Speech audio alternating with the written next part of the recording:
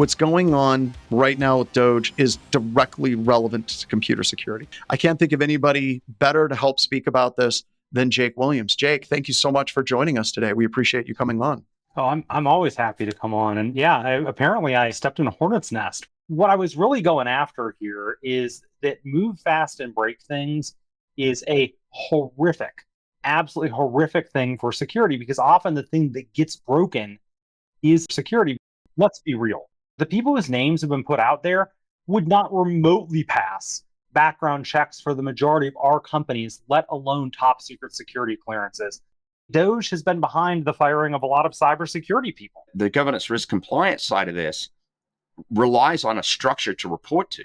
And if the structure is torn down, then that governance risk and compliance side is meaningless. The change controls and the lack of the change management, I think, is also, part of the play. And, if it comes to a point where the powers that be say, okay, Elon GTFO, they're going to say, okay, well, we made all these changes without documentation. Nobody has any idea what's been changed, what's left behind, how to fix anything. I have friends and family that received the email that says, "What do you do here?" Whenever you shoot that email out to people that have clearances and you're asking them to say in an unencrypted email, "Tell me 5 things you did last week," that is ridiculous, because there's people out there that are doing things and have done things last week.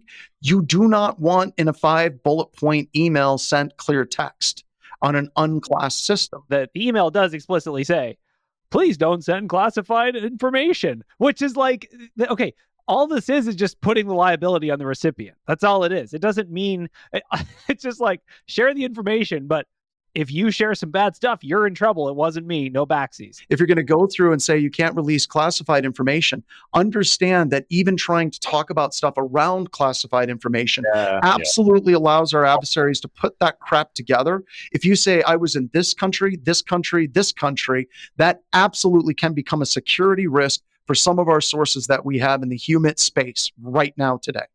And that's, people are like, well, they're restoring integrity to the system. They're doing the right thing. There's none of this that has the hallmarks of people that know what they are doing. We would be holding any administration to task that is doing the same thing. It's not about one side of the aisle or the other. I don't think it's about politics. We're being practical, not political.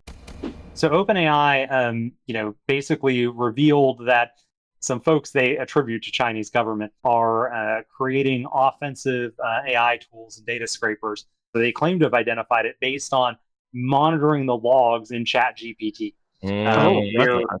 They're reading my messages? Oh my God. I know. If you read this and you're not asking, are they doing this with our data too? I don't know what else to say. I mean, like, every CISO that has a contract with OpenAI, particularly if you have an offensive security function that could be mistaken for building threat actor tools, you should absolutely be turning around to your OpenAI or use Anthropic, right? Your TAM there, and asking, are you doing this to us? And if not, explain to us how you did it to the Chinese. The UK, surprise, sent Apple a letter saying, if you don't allow us to have a backdoor, which the semantics of whether this is actually a backdoor, it's kind of like a front door with an extra key, into these iCloud accounts that are using advanced data protection, we're going to kick you out of the country. So Apple recently said they're going to disable it in the United Kingdom. So every device that's an Apple device cannot have advanced data encryption in the United Kingdom, which, just wait for it, everybody's going to want this now, because it means the government is allowed to snoop on you, basically. Exactly. Yeah. So here's the next question. Is AWS in the UK going to disable like user-supported keys? Where does it stop? It's definitely an edge case because it has to be manually enabled, and it does significantly reduce functionality. But it is interesting to think about the fact that using it is now not possible for an entire country. Chris Hadnagy, who used to run the social engineering village, he was ultimately booted from DEF CON with a code of conduct violation, among many other things.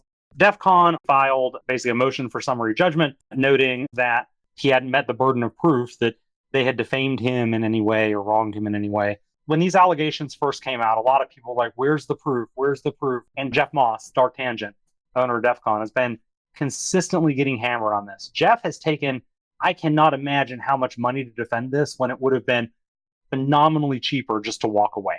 And props to Jeff, because that's what you do. That's what good people do, is they stand up in the face of wrong. Join us for live InfoSec news every Monday at 4:30 p.m. Eastern Time on the Black Hills InfoSec YouTube channel.